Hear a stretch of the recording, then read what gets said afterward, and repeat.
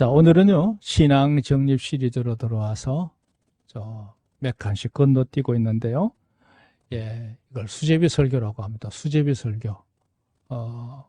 수제비가 뭔지 아시죠?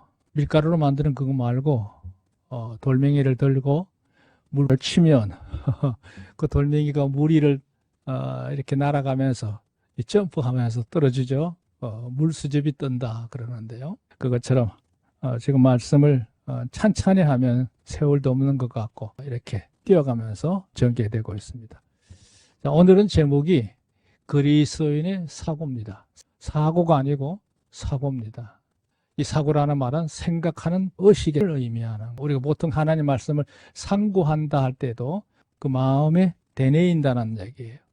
오늘 이렇게 그랬죠. 지난 시간들에는 세 부류 인생들의 첫 번째 말씀을 나누었고, 그 다음에 이제 이어서 지난 시간에 좀 더 세분화해서 우리 안에 두 가지 소욕들이 늘 내재되어 있기 때문에 이것이 일상생활 속에서 진행되고 있다. 그런 점을 말씀을 나누었습니다. 그 저녁 시간까지 이스라엘 백성들이 광야에서 생활하는 동안에 그들의 마음속에 일어났던 갖가지 많은 여러 가지 욕구들이 분출되는 장면들을 봤는데요. 그게 오늘날에 우리들 마음속에도 그대로 있다는 것을 우리가 함께 상고했습니다.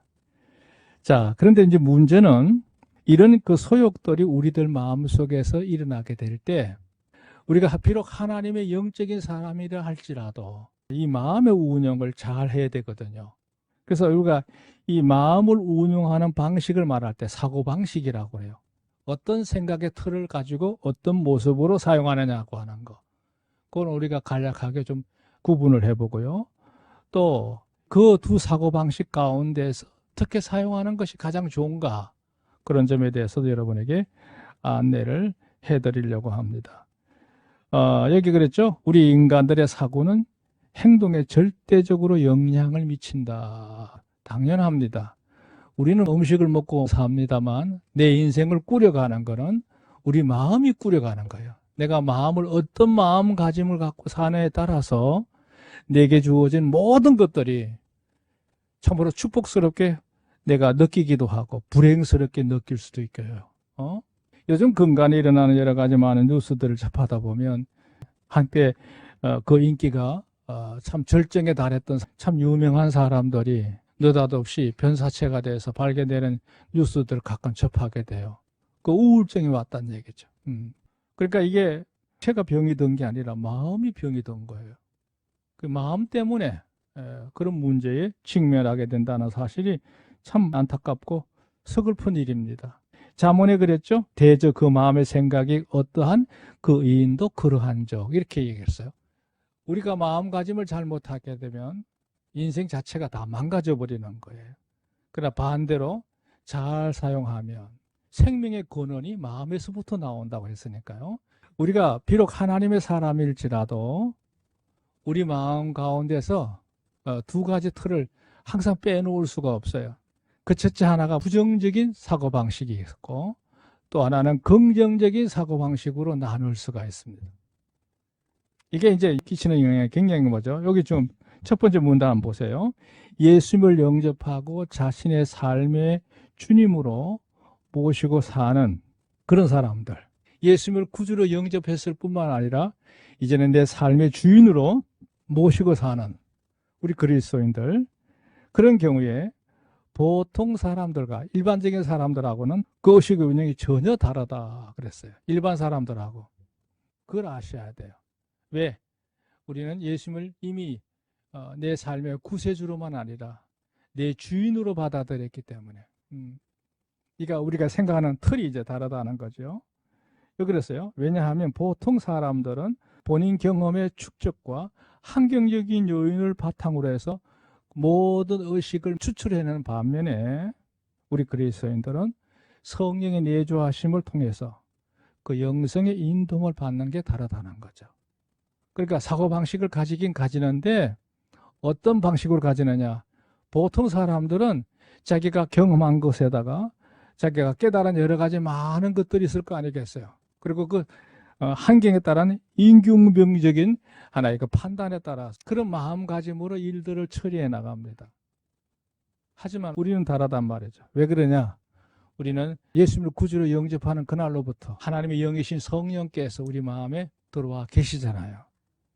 믿으시면 아멘. 그분의 인도함을 따라서 성령의 감동을 따라서 믿음으로 행하는 삶이 있는 거예요. 그럼 뭐가 다르냐? 다릅니다. 예, 의식으로 볼 때는 이거예요. 보통 사람들은 그냥 눈으로 보여지는 것을 가지고 판단을 합니다. 근데 우리 하나님의 사람들은 그게 아니에요. 눈으로 보아진 데다가 성령의 생각이 더 플러스가 되는 거예요. 전혀 다른 생각을 갖고 산다는 얘기예요.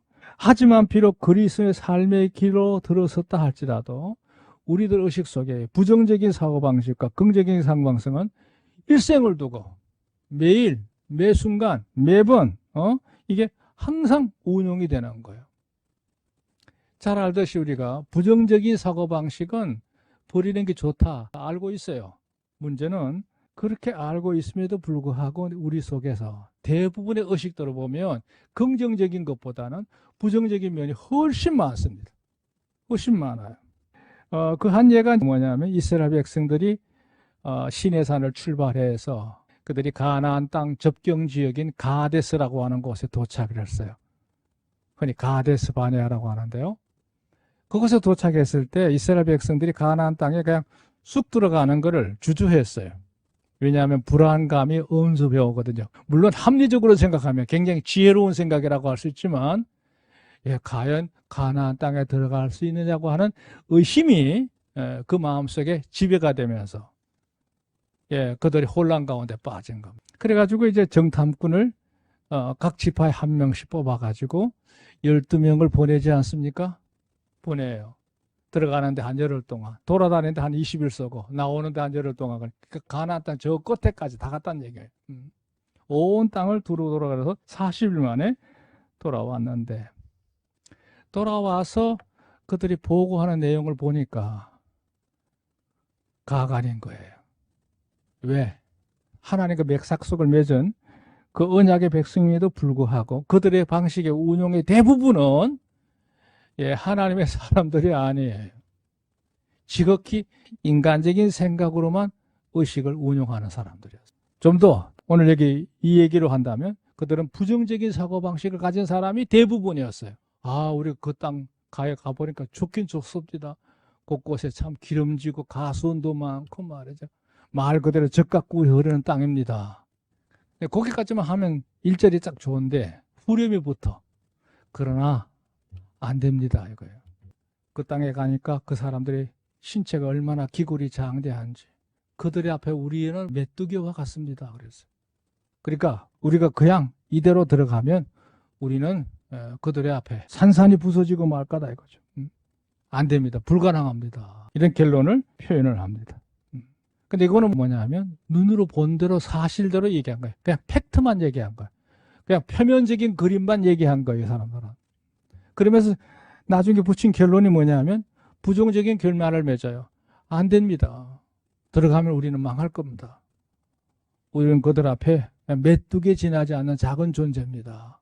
여기 그랬죠. 부정적인 사고는 언제나 부정적인 과정을 거쳐서 부정적인 결론에 이른다 이거예요. 그래요. 항상 부정적인 생각은 부정적인 생각으로만 가요. 그러다가 결론이 부정적으로 끝나요. 이게 문제예요. 그래 또 하나 문제는 뭐냐면 이 12명 중에 10명 대다수가 그런 생각을 한다는 얘기죠. 줄여서 생각해 보세요. 내가 생각하는 12가지 생각 중에 긍정적인 것이 많은 건지 부정적인 것이 많은 건지 한번 돌아보세요.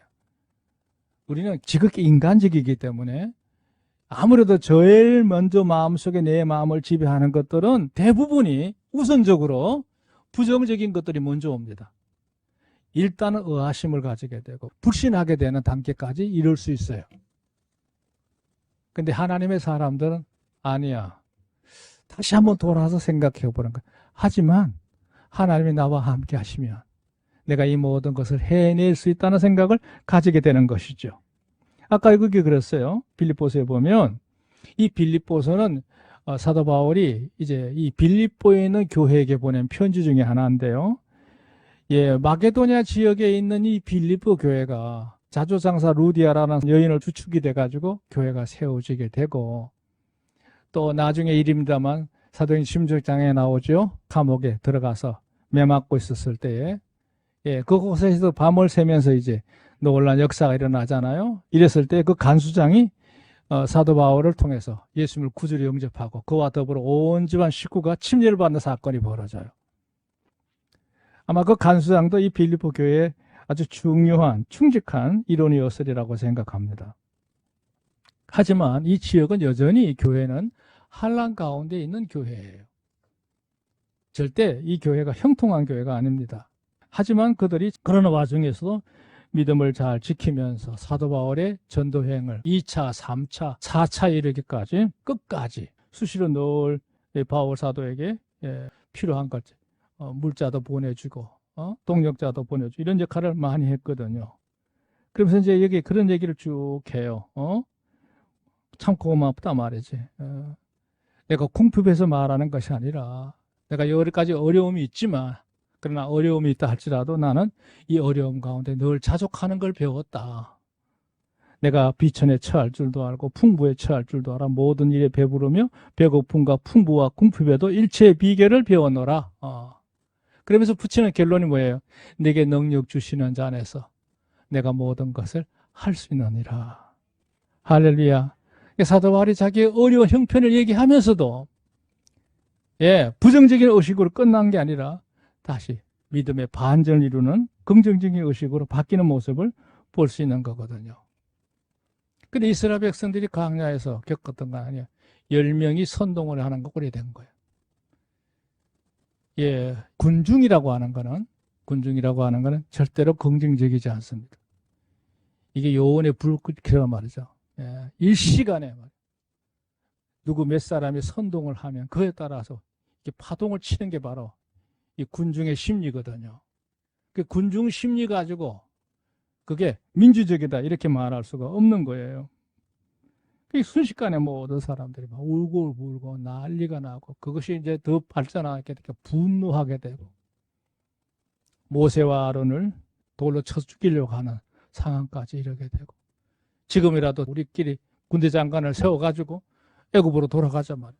그래야 살 길이 있다. 이런 식으로 이제 대안이 나오게 되는 사건이 바로 그 유명한 가데스의 사건이에요. 하나님께서 진노하시죠. 내가 이 백성을 절대로 내가 약속한 땅에 데려갈 수 없다. 이들을 다 이곳 광야에다가 내가 다 묻어버리겠다. 그래가지고 가나안 땅에 정탐하고 왔던 40일을 하루를 1년으로 환산을 해서 40년 동안 광야에서 유랑 생활을 시킵니다. 애굽에서 나왔던 20세 이상 되는 그 수많은 사람들 광야에 다 묻어버렸어요. 얼마나 될까요, 숫자가? 아마 적게 잡아도 100만 명은 넘었을 거라고 생각해요. 100만 명. 다 그들은 광야에 묻히고 말았어요. 왜? 부정적인 생각으로만 끝나는 게 아니라 하나님 앞에 불신의 모습으로 변하게 되는, 하나님을 믿지 못하는 사람으로 바뀌고 말았어요. 저는 요즘 기도하는 중에 내가 이곳 만덕에 와서 목회를 하는 동안에 내 몸된 이 재단에 함께 주님을 섬겼던 이들이 먼저 간 분들이 많잖아요. 그분들 이름을 한 분 한 분 내가 적으면서 생각을 해봤어요. 상당히 많더라고요. 이래저래 적었는데 한 24분 되더라고요. 그분들 얼굴을 그리면서 참 그분들은 지금 주님 앞에 안식하고 있겠지, 그런 생각을 했어요. 그리고 또 우리 모두 다 대기 순번 받았죠. 받은 상태. 이분들 내가 잘 관리해야겠구나, 그런 책임감을 느끼기도 합니다. 자, 중요한 점은요, 그런 와중에도 12명 가운데 소수이지만 항상 반전은 있는 법이에요. 그게 바로 긍정적인 사고예요. 똑같은 곳을 12명이 다녀왔지만 여호수아와 갈렙은 생각을 달리한 거예요. 그들에게 비교해 볼 때, 눈으로 볼 때는 그들 앞에 우리는 메뚜기 같은 존재가 맞긴 맞습니다. 하지만 하나님 우리와 함께 하시면 능히 그들을 우리가 이길 수 있습니다. 그들은 우리의 밥입니다. 할렐루야. 그래서 옆에 보면 간주해놨죠. 오직 여호와를 거역하지 말라. 또 그 땅 백성을 두려워하지 말라. 그들은 우리의 밥이라고 그랬어요. 우리의 밥이라. 그들의 보호자는 그들에게 떠났고 없단 얘기예요. 여호와는 우리와 함께 하시느니라. 그들을 두려워하지 말자 주장했어요. 그러나 부정적인 사고를 가지고 있는 사람들, 그들 앞에 이 믿음의 발언이 먹힐 리가 없죠. 한바탕 대소동이 나고 결국 그 길로 이후에 39년 동안 유리방황하는 사건이 벌어지게 돼요. 자, 크게 나누어서 부정적인 생각과 긍정적인 생각의 세계가 우리 의식 속에 항상 이 사고방식 틀 자체가 있는 거예요. 처음에 초입 과정에서. 근데 문제는 긍정적인 사고방식 가운데서도 이제 문제가 되는 거예요. 이걸 어떻게 쓸 거냐. 이게 이제 오늘 주안점이에요. 우리가 긍정적인 사고방식을 갖는다고 해서 무조건 바람직하다. 또 이것이 복된 일이다. 이렇게 말할 수가 없는 이유가 뭐냐 하면 긍정적인 생각도 사람에 따라서는 높은 차원에서 생각하는 이가 있고 아니면 그 높낮이가 낮아서 지극히 그냥 안일하게 낮은 상태로 늘어진 관계에 있는 처한 상태가 있어요. 고저가 있다는 얘기. 고저가 있다. 실력이 있는 긍정적인 생각이 있는 반면에 그저 무사 안일주의로 빠지는 긍정적으로 나가는 경우가 있어요. 두 번째는 뭐냐면 강협이야. 긍정적인 생각에 폭이 넓은 사람이 있는 반면에 좁은 사람이 있어요. 또 하나가 뭐냐면 이기적인 생각도 있고 모두와 함께 기뻐할 수 있는 마음가짐으로 생각의 방향을 바꿀 수 있어요. 그래서 오늘 그 점을 오늘 저녁에는 좀 심화적으로 다루도록 하겠습니다. 자, 오늘 여기 두 번째 대지에 보면 여기 그리스도인들의 사고라고 그랬어요. 그리스도인다운 사고방식이 필요하다는 거예요. 긍정적인 사고를 가졌다 할지라도 우리는 어떻게 생각하고 행동할 거냐. 그랬을 때 두 가지 얘기하고 싶어요. 첫 번째, 성경적인 사고예요. 성경적인 사고. 이게 무슨 말이냐면 보세요. 그리스도인들에게서 성경은 매우 모든 현실에서 바른 의식을 가지게 하는 유일한 지침서다 그랬어요. 그렇죠? 절대적인 양식의 책이죠.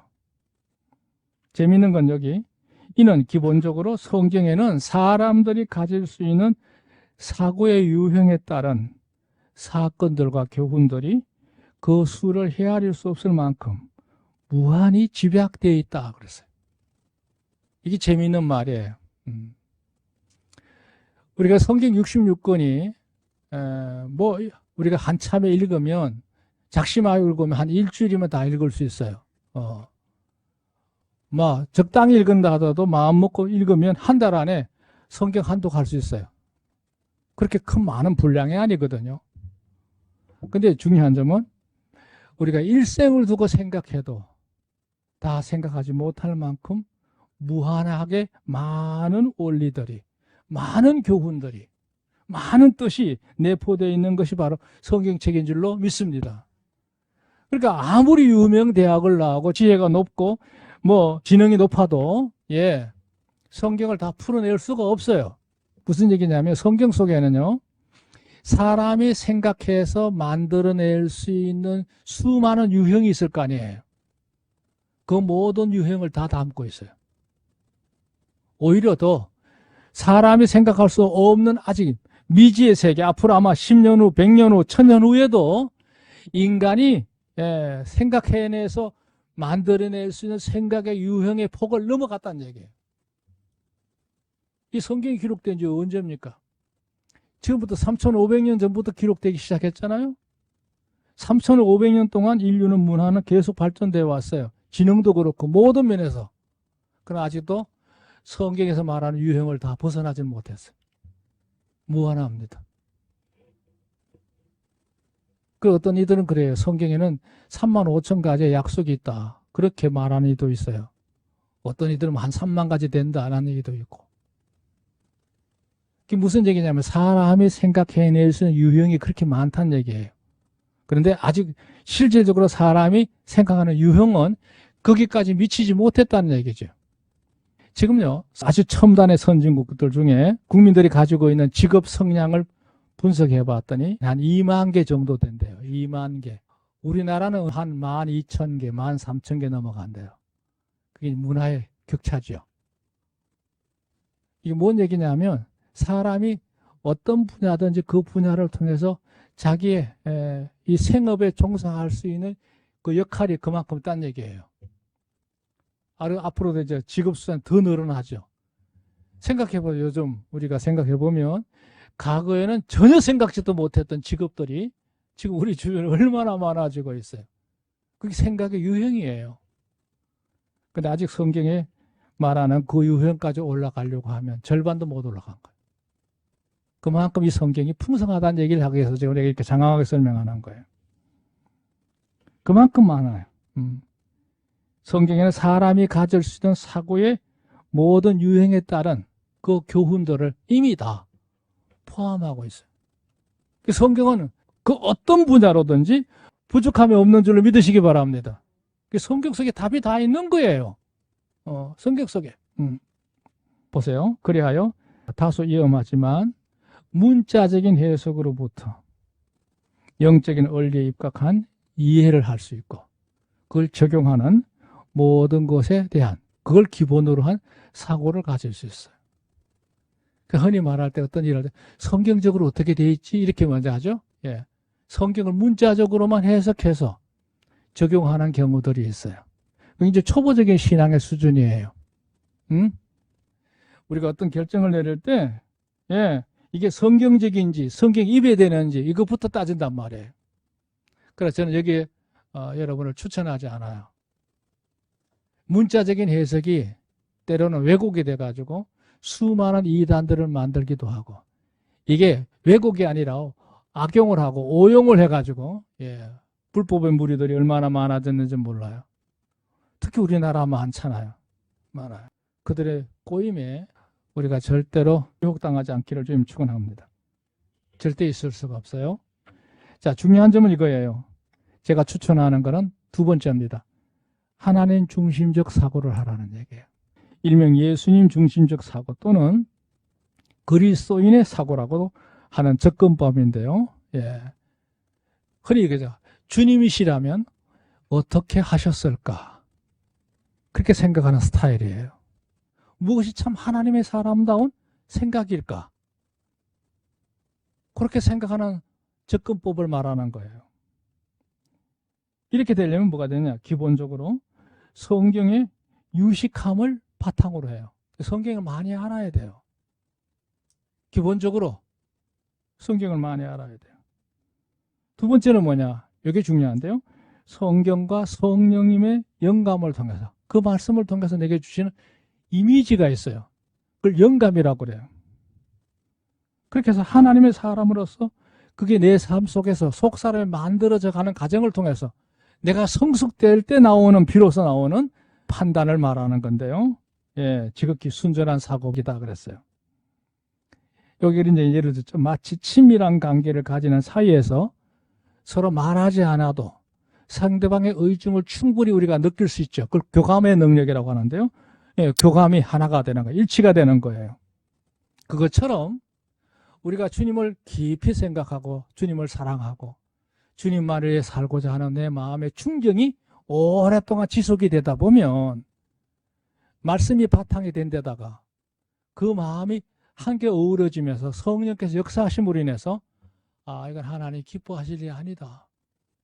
이건 하나님 기뻐하실 일이다. 이 구분이 되는 거예요. 이게 무슨 얘기예요? 하나님 중심적 사고예요. 믿으시면 아멘. 이게 그리스도인이 가져야 될 사고라는 얘기예요. 물론 여기에도 굉장히 위험한 요소는 있어요. 보세요. 여기에도 상당한 주의가 요망된다 그랬죠. 예. 하나님과 우리 관계가 영적으로 친밀해지고 뜨거워지면 내 안에 그동안 말씀을 통해 다져진 그 바탕 위에서 성령의 영감을 따라 감동을 따라 내 마음에 일어나는 놀라운 의식들이 일어나요. 이게 그리스도인들이 가져야 될 의식이에요. 이 영성이 충만해지기를 주님 축원합니다. 그 다음 마지막 문단을 보세요. 무엇보다 중요한 것은 하나님 중심적인 사고를 가지기에는 기본적으로 이걸 반드시 조심해야 돼요. 이기적인 욕구, 나 중심적인 욕구 말이에요. 그걸 철저히 배제가 되어 있어야 돼요. 내 욕심에다가 하나님의 뜻이다 하고 아무렇게나 접붙이면 안 돼요. 그건 아닙니다. 그러니까 영성이 아무리 좋아도 그 사람이 이기적인 사람이다. 그건 올바른 영성의 적용이 나올 수가 없어요. 특히 우리 하나님의 사람들은 기본적으로 영성보다 더 중요한 게 뭐냐면 그 앞서 인성이 반듯해야 돼요. 인간성 자체가 삐뚤어지면 안 돼요. 인간성 자체가 자기욕심적인 사람이면 이건 좋은 영성이 활동할 수가 없어요. 거기다가 영성을 이용해 보세요. 그건 부엌의 칼이 아니고 도둑이 들고 있는 흉기 같은 거예요. 절대 있을 수가 없어요. 그러니까 온갖 이단들의 사설이 어디서 나오느냐? 이기적인 욕심을 가지고 성경을 악용하는 거예요. 성경을 많이 한다는 이유로 아무렇게나 오용하고 있는 거예요. 그건 있을 수가 없어요. 그러니까 이게 중요해요.